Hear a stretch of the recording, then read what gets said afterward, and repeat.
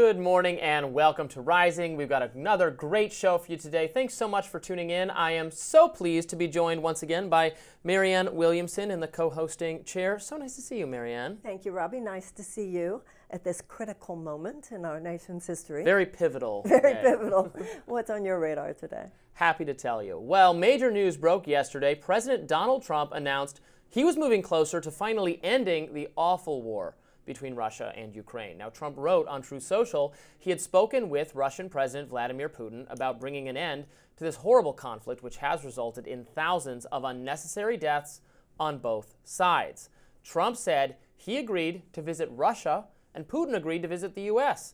Trump said he would immediately be instructing Secretary of State Marco Rubio, CIA Director John Ratcliffe, and others to lead the negotiations that will bring this war to a close. Now, among the negotiators is Steve Witkoff, who played an important role in the negotiations with Benjamin Netanyahu, helping to arrange the ceasefire between Israel and Hamas.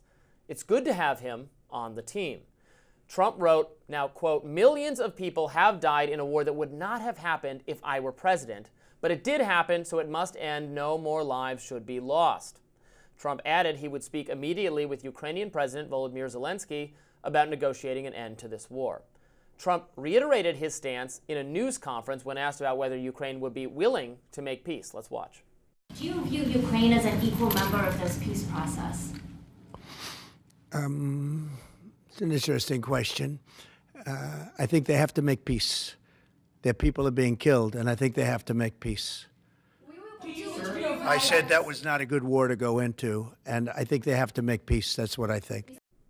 And Secretary of Defense Pete Hegseth offered more specific details on what he sees as Ukraine's future. Security guarantees from the U.S. and Europe, but no NATO membership. Let's listen.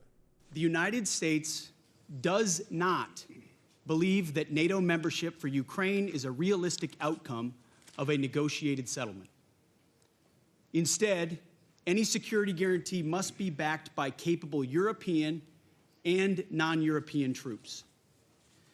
If these troops are deployed as peacekeepers to Ukraine at any point, they should be deployed as part of a non-NATO mission, and they should not be covered under Article 5.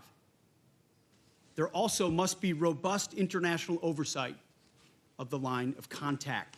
To be clear, as part of any security guarantee, there will not be U.S. troops deployed to Ukraine. This is all just common sense. Ending the war means, look, Russia gets something it wants and Ukraine gets something it wants. It's obvious, and has been obvious since pretty much the start of this entire conflict, that Ukraine was never going to militarily defeat Russia despite unending support from the U.S. Now, since Ukraine's possible inclusion into NATO was one of the stated reasons for Russia's aggression, it makes sense to take that off the table. In fact, Ukraine's inclusion in NATO should have always been off the table. If the West had been clearer about that from the start, perhaps this war would have never happened. But here we are. We must live in the real world today. That means that Russia is likely to keep the territory it acquired during its conquest. In exchange for agreeing to end the war, Putin should promise not to take any more territory, with the explicit idea being Europe is committed to the defense of the remaining portion of Ukraine. And look, you don't have to like that deal in order to recognize that it's the best deal Ukraine is likely to get. As former Rising host Batya Ungar-Sargon pointed out on X, this is exactly the arrangement that those of us who have advocated for peace have anticipated would come to pass. Batya writes, "I am so relieved Trump is bringing the horrible bloodshed in Ukraine to an end. It looks like it will be resolved along the lines some of us were advocating before 1 million young men lost their lives. We were called Putin puppets for it. Under Trump, common sense has prevailed." Indeed. In fact, militarists are still smearing us, peace seekers, as Putin puppets. Anti-Trump pundit Alexander Vindman described the prospects of a peace deal as a, quote, "complete capitulation to Putin. This will embolden Putin and undermine the interests of peace in Ukraine and Europe, a major blow to U.S. national security." And Adam Schiff, Democratic lawmaker, called it a, quote, "surrender of Ukraine's interests and our own." Even before negotiations begin, Trump's a great deal maker, all right, for the Kremlin. These people, frankly, should be ignored. They had no deal, no plan whatsoever to stop the needless bloodshed in Ukraine. They had years to try. People are dying by the thousands. Now, in a perfect world, if we could wave a magic wand, would we want to keep all of Ukrainian territory part of Ukraine? Of course. But we don't have magic powers. We have to deal with the facts as they are. The fact is that a deal which involves Russia ending the war and agreeing not to conquer more Ukrainian territory is the best deal Zelensky is going to get if he wants to save the lives of his people, and he should. Democrats and pro-war Republicans are living in a fantasy land, utterly disconnected from reality. We may not like Putin. I don't. He may be a very bad guy. It's true. We still have to deal with him. We have to negotiate with him. We have to have diplomatic relations with him and other thugs around the world. Closing our eyes and pretending he doesn't exist is not a realistic foreign policy strategy.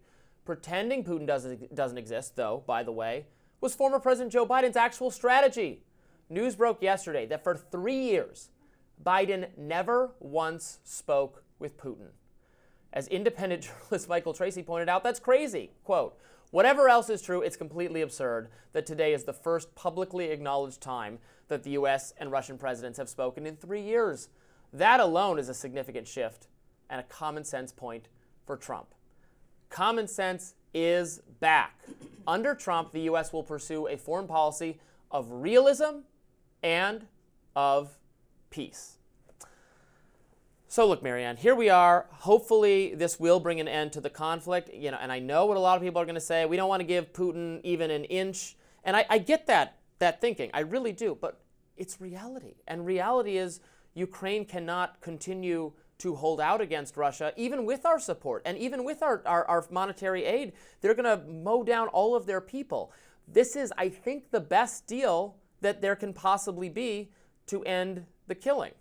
Well, Donald Trump tends to make the world what he wants it to be. He certainly has no problem bullying our allies like Mexico or Canada.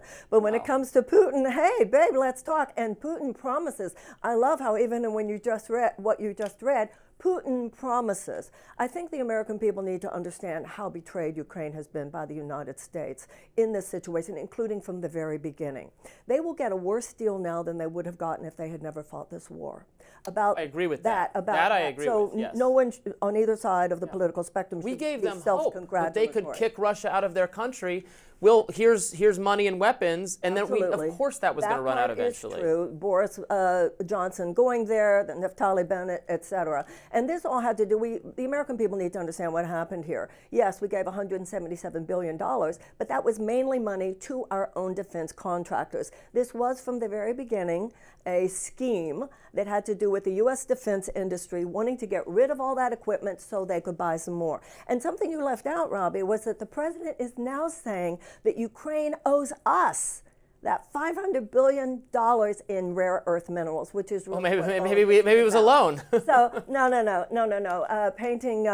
Whether it has to do with Gaza or with Ukraine, Donald Trump is going to come now and make the map the way he thinks it should be, calling this common sense. I call it his typical behavior at this point of carving out the planet the way he wants it to be. Does this war need to end? Yes. But do I trust the fact, for instance, he talked to Putin? Great. He didn't talk to Zelensky. Well, he said he was going to call Zelensky next. Yeah, right. He picked up the phone.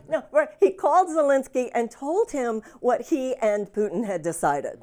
And Zelensky is absolutely correct to say, excuse me, we're part of this conversation too. And Zelensky is talking more and more of that today. But what about Biden only talking to Zelensky for years? I don't disagree with you on that one. I don't disagree on that.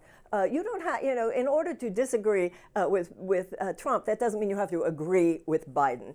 This was a scheme of the military-industrial complex from the very beginning. We exploited and we abused. Kissinger has a line, I heard Ryan Grimm say it the other day, that Kissinger had said, to be our enemy is dangerous, but to be our friend is deadly. We treated the Ukrainians terribly, and I just hope that the American people will understand this is just one more situation, just like Iraq, just like Afghanistan, and others, where the U.S. Military machine has gone in there at the expense of hundreds of thousands of people's lives, but it sold a lot of equipment and made a lot of money, and that's what really went on here. Well, we're also going to have Lieutenant Colonel Daniel Davis on the show in just a little bit to see what he sees as the future for Ukraine and Russia. Can't wait for that. Stay tuned.